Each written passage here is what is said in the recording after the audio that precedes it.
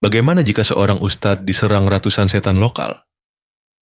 Nah, film ini akan menceritakan sebuah kisah yang cukup menarik dari seorang ustadz yang bernama Kodrat. Pada scene pertama diperlihatkan Ustadz Kodrat yang sedang naik motor untuk mencari istrinya yang bernama Azizah. Namun bukan hal yang mudah bagi Ustadz Kodrat untuk bisa bertemu kembali dengan istrinya. Dia harus melewati berbagai rintangan yang tidak bisa masuk di akal. Sementara Azizah yang sebelumnya pernah mengalami depresi, kini telah sembuh dan bekerja di sebuah pabrik bersama sahabatnya. Pada film kedua ini, Ustadz Kodrat akan menghadapi tantangan yang lebih besar dari film sebelumnya. Mulai dari ujian pada iman dan takwanya hingga nyawanya sendiri yang bisa terancam. Cerita pun kembali pada kodrat satu yang bertujuan agar para penonton mengingat kembali satu adegan di film sebelumnya. Pada scene itu diperlihatkan Ustadz Kodrat yang tengah meruqyah anaknya sendiri.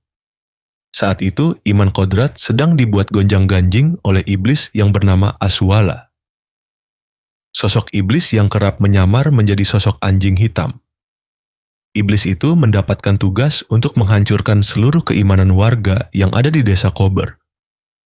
Dan satu-satunya orang yang tak terpengaruh adalah Ustadz Kodrat. Walaupun begitu, dia tetap kehilangan anaknya sendiri karena keganasan dari iblis itu. Akibat dari kematian anaknya sendiri, Kodrat masuk penjara karena dituduh telah membunuh putranya sendiri. Iman Kodrat pun mulai runtuh sedikit demi sedikit, karena dia merasa Allah tak adil pada dirinya. Sementara itu, teror iblis Aswala tidak hanya sampai di situ, dia merasuki kepala lapas dan menyiksa Kodrat. Beruntung ada sipir lain yang datang dan menolong Ustadz Kodrat. Akibat dari kejadian itu, Ustadz mengalami mati suri. Pada kehidupan keduanya, Ustadz Kodrat kembali mendapatkan imannya yang kini menjadi semakin kuat. Sang MC lalu melarikan diri dari penjara dengan mudah. Untuk menutupi dirinya, Ustadz terpaksa mencuri beberapa pakaian dari pedagang. Katanya tobat, kok mencuri? Haduh, ikuti ajalah alurnya. Lanjut, Ustadz lalu pergi menuju pesantrennya lagi yang ada di desa Kober. Namun tak disangka, desa Kober ternyata sudah sangat memprihatinkan, di mana mereka mengalami paceklik yang membuat seluruh warga desa mengalami gagal panen. Tidak hanya sampai di situ, warga desa Kober pun diserang berbagai penyakit parah. Salah satunya adalah gurunya Kodrat yang ada di pesantren yang juga terjangkit sebuah penyakit. Di sana Ustadz Kodrat bertemu seorang janda yang bernama Yasmin, yang dimana si janda itu merupakan istri asli Ustadz Kodrat di dunia nyata. Keluarga Yasmin mendapatkan teror dari iblis Aswala. Untuk itu dia meminta tolong pada Ustadz Kodrat untuk menolong keluarganya. Layaknya seorang MC, Ustadz Kodrat mampu menyelesaikan satu persatu masalah yang ada di desa tersebut, hingga akhirnya mulai terungkap bahwa orang yang telah memanggil iblis Aswala dan memporak-porandakan desa adalah Ustadz Jafar. Dia adalah teman Ustadz Kodrat yang ada di pesantren itu. Ustadz Kodrat pun dengan berat hati melawan temannya sendiri, hingga dia bisa mengalahkan iblis Aswala. Setelah itu, desa Kober menjadi aman kembali. Assalamualaikum Ustadz Kodrat. Allahu Akbar. Ustadz Kodrat kemudian pamit untuk meninggalkan desa. Dia pergi mencari istrinya yang bernama Azizah, yang entah berada di mana.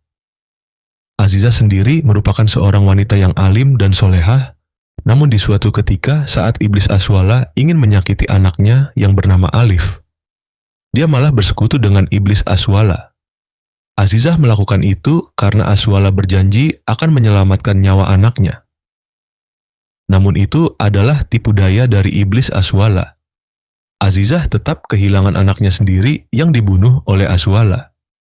Seperti yang kita tahu, Ustadz Kodrat masuk penjara setelah Alif meninggal. Selama di penjara, Ustadz Kodrat tidak ingin menemui Azizah yang mengunjunginya. Ustadz Kodrat merasa kecewa dengan istrinya itu karena telah bersekutu dengan iblis Aswala. Walaupun begitu, Azizah tetap bersabar dan terus berusaha menemui suaminya. Selain itu, Azizah juga berusaha bertobat dan kembali ke jalan Allah Subhanahu wa Ta'ala. Namun setiap Azizah melakukan sholat tobat, dia selalu tidak bisa menyelesaikan doa iftitahnya. Scene berganti pada Ustadz Kober yang sudah pulang ke rumah, namun dia tidak bisa menemukan istrinya. Rupanya Azizah pergi dari rumah karena dia berpikir jika Kodrat sudah mati, hal itu dikarenakan dia melihat sendiri Kodrat yang digantung oleh kepala sipir dan menghembuskan nafas terakhirnya.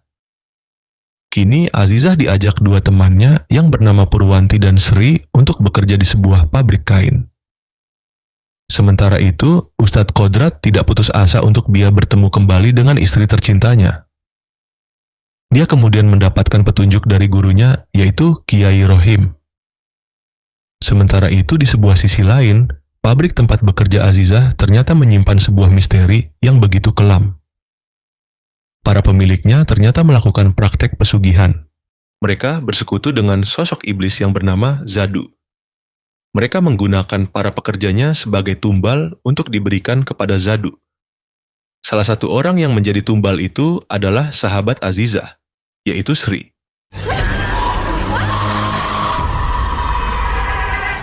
Purwanti yang sudah lama berada di pabrik itu, rupanya sudah menyadari hal-hal aneh yang terjadi di pabrik kain itu.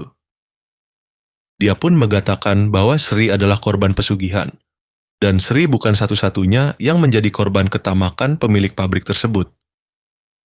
Sejak saat itu tidak ada kabar lagi dari Sri, yang membuat suaminya yang bernama Kardi menjadi khawatir.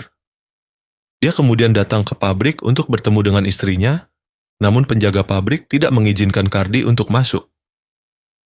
Kardi bahkan mendapat perlakuan buruk dari para penjaga pabrik.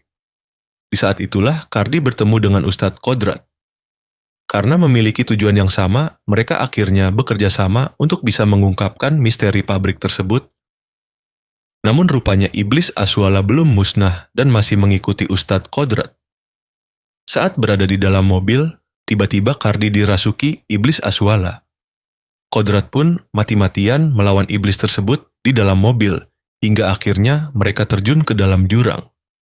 Ya, karena Kodrat seorang MC, mereka akhirnya bisa selamat dari kejadian tersebut. Setelah itu, mereka terus mengupayakan untuk bisa masuk ke dalam pabrik tersebut. Dengan bermodalkan ilmu bela diri, Ustadz Kodrat mampu melumpuhkan satu persatu penjaga pabrik tersebut.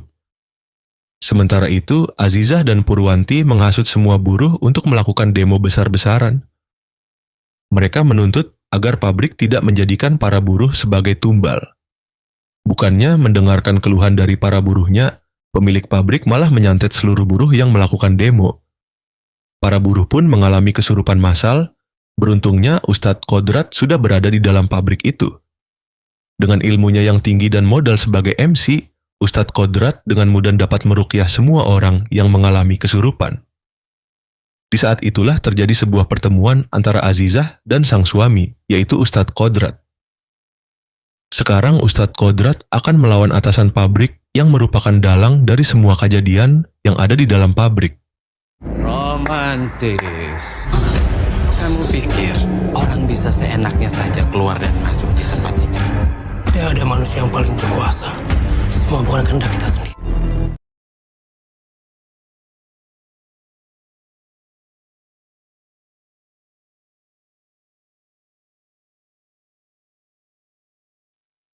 Dan bisa ditebak, Ustadz Kodrat sudah pasti dapat melumpuhkan musuhnya tersebut. Setelah kejadian tersebut, pabrik kemudian ditutup dan seluruh buruh pabrik dipulangkan. Kini Kodrat dan Azizah kembali bisa bersatu. Mereka kemudian pulang ke rumahnya kembali yang ada di desa Kober. Di sana mereka berniat untuk memulai kembali kehidupan seperti dulu lagi. Azizah kemudian mencoba untuk melakukan sholat tobat lagi, agar dia merasa pantas bersanding dengan Ustadz Kodrat kembali. Namun iblis Aswala kembali muncul untuk mengganggu Azizah yang tengah melakukan sholat tobat. Beruntung Ustadz Kodrat datang dan membantu menguatkan iman dari istrinya itu, hingga Azizah mampu menyelesaikan sholat tobatnya. Setelah itu, iblis Aswala murka dan ingin membunuh Ustadz Kodrat. Di situ Azizah berkorban untuk keselamatan Ustadz Kodrat hingga akhirnya dia yang terkena himpitan lemari perbuatan dari iblis Aswala. Sebelum meninggal, Aziza sempat mengucapkan 2 kalimat syahadat. Kodrat pun bahagia karena istrinya meninggal dalam keadaan bersih dari dosa. Sementara di sisi lain, iblis Aswala ternyata belum musnah. Dia masih melakukan teror pada semua orang. Yasmin menjadi korban dari keganasan iblis Aswala lagi. Kiai Rohim yang berada di desa Kober dapat merasakan kehadiran iblis Aswala. Dan setelah itu film berakhir. Mungkin di film selanjutnya Ustadz Kodrat akan bersatu dengan gurunya untuk bisa memusnahkan iblis Aswala.